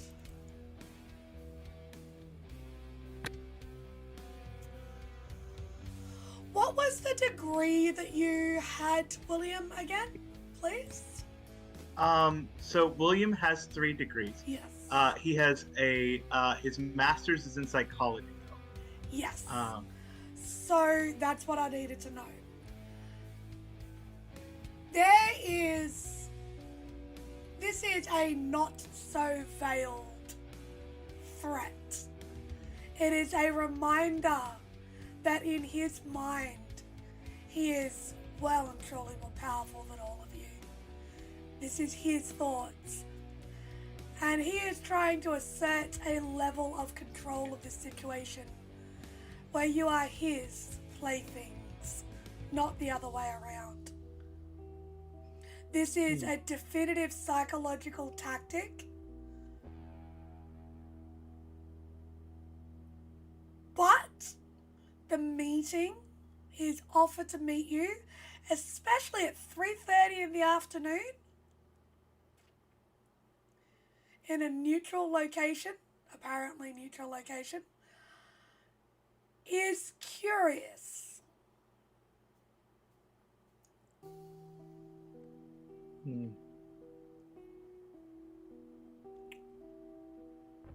Something is wrong with the names. I don't know if that's on purpose, but some of the names are actually your real names, and for 2 of us, it's just our names. So maybe he's trying to make us think he don't know us for the last 2.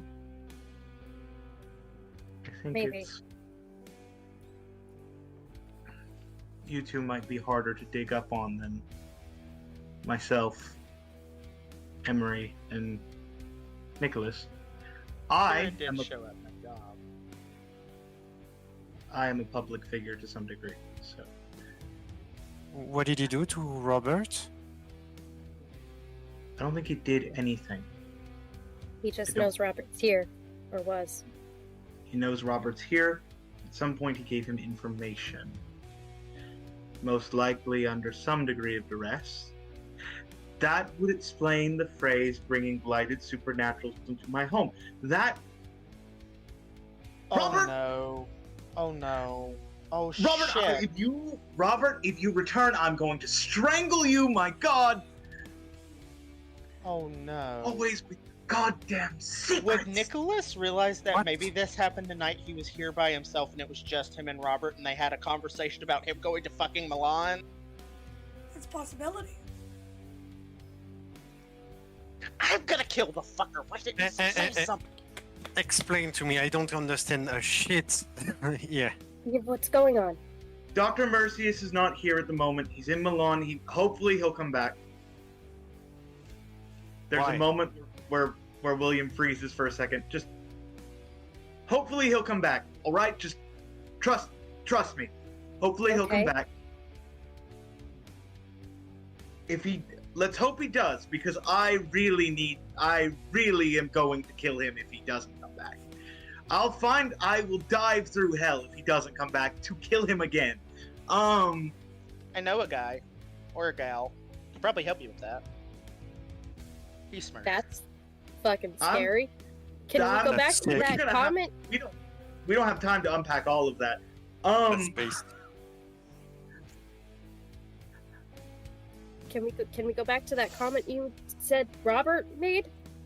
Robert said we brought blighted supernaturals into his home. I thought he was just talking about the first Frankie visit, like the time that the time that we caught him. But I'm assuming that based on this letter, Robert must have had more contact with him and didn't tell me. That's a breach. Like, we are really fucking compromised, yeah. Knowing Robert, he tried to fix the situation. So, I might have been here that night that happened. It's a very high possibility I was here by myself. I didn't see anything with the office. And remind me, Storyteller, out of character. Like, the shade to the window that's there was, like, pulled down. The lights were off. Mm-hmm. Things like that. Okay. I thought he'd left for the day. I feel stupid. That bastard was here when I was here. Okay. Okay. It's done. What we are going to do now. It's been few weeks that we are preparing for our encounter with Frankie. We are not going to get into his turf in the arcade in the middle of afternoon with a lot of witnesses, right? We need a force equalizer. Deborah. You want to call Deb? We might be able to bring him in. We know where he's going to be. We know when he's going to be there. He just told you that. You're not No, going to fuck. trust him, right? Wait. Oh, no. We should trust him on this. He knows he wouldn't lie to us on this because he wants to have power over us. He wants the interaction. He thinks this is fun. He's getting off on it. He's getting off on having power over us. We need to take advantage over that. We need to push this advantage while we can. But we can't do this on our own. We don't have enough information. We don't have enough pull. The thing is, a lot of us. Ella's gonna take out her phone Yeah, and scroll a with lot Deb's of us contact and just stare at it. actually cannot do anything in the middle of the day. So, On that note, the cell has a lot to talk about. Maybe things are getting a little bit more interesting. This letter definitely shakes things up, and I feel like maybe it shifts the focus a little bit for Victor as well.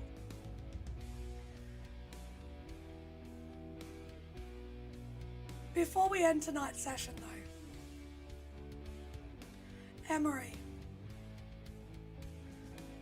when you walked out and you've left, you have walked out the front of the museum and you're leaving? Yep. So I'm guessing you would be calling an Uber because Ella's got the car keys. Yeah. Cool. Yep. Your Uber turns up. You're up in the back. I need you to give me a wits and awareness check, please. Big pools. Mm-hmm. Oh hell.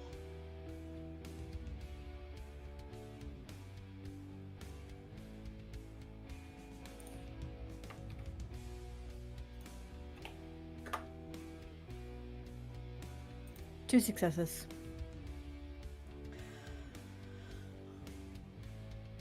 The driver, whose name is Joanne, in the app, sort of gives you a bit of a nod. How's your night going? Or how's the afternoon going? It's good, it's fine. Not conversationally. Not really. Could you take me to, and then I'll give an address. Yes. Sure. I can take you somewhere. As the car doors lock and the face turns to grin at you over their shoulder. Okay. It is the face of Teresa. Was one of the individuals at the warehouse. I need you to give me a stamina athletics check, please, as a clear or as a fine mist starts to spray into the back of the car. Okay.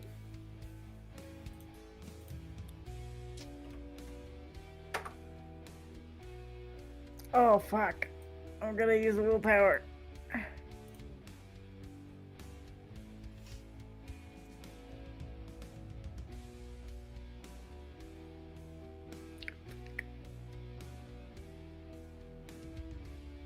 How many successes? 2. You needed to meet a difficulty of 5. You needed to meet a difficulty of 5. As Teresa goes, sorry buddy, I was hoping to tussle with you. As your muscles start to relax, and the same feeling that you had when Frankie touched you, but your whole body relaxes as you pass out in the back of this car.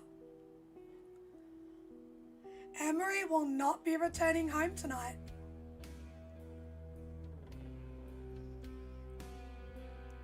We will touch in with the remainder of the team next week.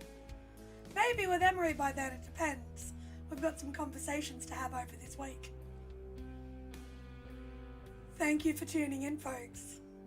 We look forward to next episode. See what happens, shall we?